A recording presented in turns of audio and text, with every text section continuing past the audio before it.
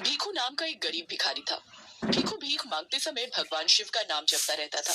एक दिन जब वो एक मंदिर के पास भीख मांग रहा था, उसने तीर्थ यात्रियों के एक समूह को देखा जो शिव जी की पूजा करने आए थे।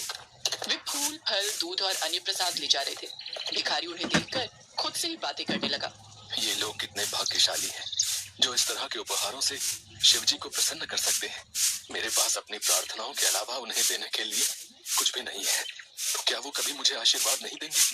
भीखू के मन में चल रही बातें कैलाश पर्वत पर विराजमान भगवान शिव और देवी पार्वती सुन रहे थे। स्वामी, भीखू आपका बहुत नाम जपता है।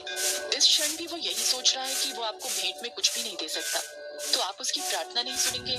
पर ऐसा तो नहीं है। मुझे लगता है आपको अपने भक्त की प्रार्थना सुननी चाहिए। देवी पार्वती, मैं भी चाहता हूँ कि मेरे भक्त हमेशा खुश रहें, सुख समृद्ध रहें, पर ये उनके हाथ में है कि वो मेरी पूजा का फल ग्रहण करने के योग्य है भी या नहीं। स्वामी, ये तो आपको भीखू की परीक्षा लेकर ही देखना होगा। ठीक है देवी, मैं भीखू की परीक्षा अवश्य लूंगा।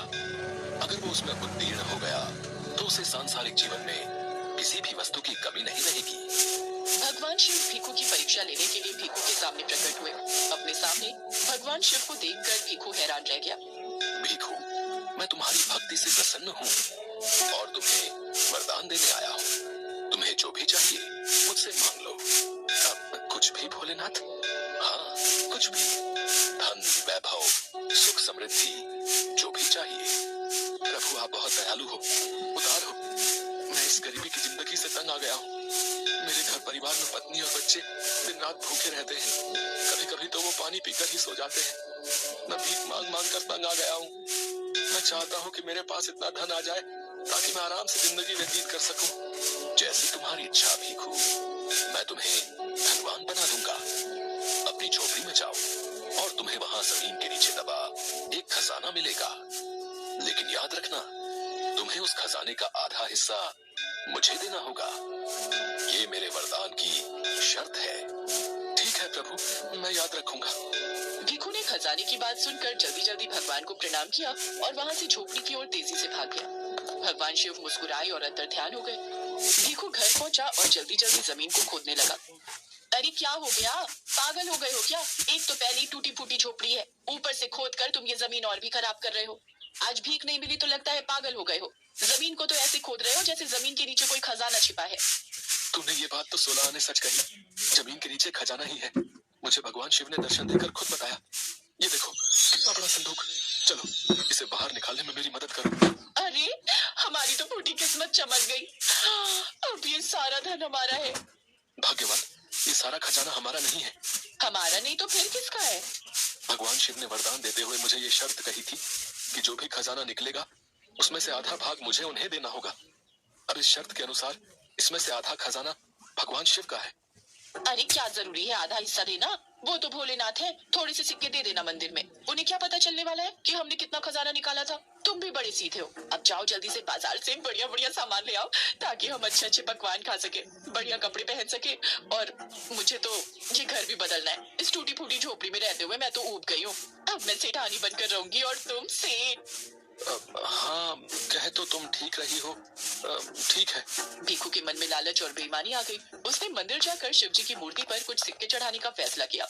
वो मंदिर पहुंचा और शिव जी के चरणों में कुछ सिक्के रख दिए। भीखू महादेव के चरणों में सिक्के चढ़ाकर घर लौटा तो उसकी पत्नी सिर पर हाथ धरे बैठी थी।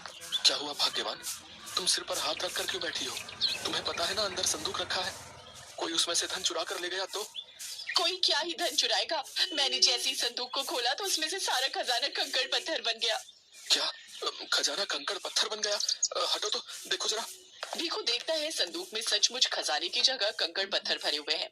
हे महादेव, पहले इतना सारा खजाना देकर मुझे क्या क्या सपने दिखा दिए, इतनी खुशी दे दी और अब फिर से वो खुशी वापस ले ली। मुझसे क्या भूल हुई प्रभु जो आपने मुझ गरीब के साथ ऐसा किया? तभी भगवान शिव भीखू के सामने प्रकट होते हैं। भीखू, तुमने मेरी शर्त को पूरा नहीं किया। तुम्हें जो धन प्राप्त हुआ तुमने उसका आधा भी मुझे नहीं दिया। तुमने मुझे इसका केवल एक अंश ही दिया। तुमने मुझे धोखा दिया है और अपना वादा तोड़ दिया। तुमने जितना दिया था उससे अधिक अपने पास रखा। तुमने सबसे अच्छे और सबसे मूल्यवान सिक्के अपने लिए रख लिए और मुझे सबसे कम और सबसे कम मूल्यवान सिक्के दिए। तुम धन के लालच में आकर अपने वचन से हट गए और तुम्हारे मन में बेईमानी उत्पन्न हो गई। इसीलिए मैंने तुमसे सारा धन वापस ले लिया। हे प्रभु, कृपा करके मुझे क्षमा कर। मेरे मन में लालच आ गया था प्रभु। प्रभु, मैंने ही ने ऐसा करने के लिए कहा। सच तो ये है कि असली गुनहगार मैं हूँ। हमें क्षमा कर दीजिए प्रभु। मुझे लगा कि आप तो भगवान हैं, आप हमें दिखाई नहीं देंगे, इसीलिए हम आपको थोड़ा ही जो चढ़ा दे तो आप हमें कुछ नहीं कहोगे। नहीं, ये तुम्हारा भ्रम है। तुम कब क्या करते हो, क्या नहीं करते, इस बात का मुझे सदैव ज्ञान रहता है। भिखु, मैं तो तुम्हारी परीक्षा ले रहा था। अब मैं तुम्हें एक मौका और देता हूँ। अपने खजाने में से आधा भाग तुम्हें मुझे देना होगा। हाँ हाँ प्रभु, मैं आपको अवश्य दूंगा। आप वो आधा भाग ले लीजिए। भिखु, मेरे रूप में वो खजाना तुम गरीब और जरूरतमंद लोगों में बांट दो। वो खजाना मुझ तक पहुंच जाएगा। मैं तो सदैव अपने भक्तों के हृदय में वास करता हूँ। वही मेरे असली रूप है। वो देखो, संदूक में खजाना फिर से भर गया है। अब इसमें से अपने हिस्से का रखकर बाकी गरीबों में बांट दो। जो आज्ञा प्रभु, मैं ऐसा ही करूंगा प्रभु।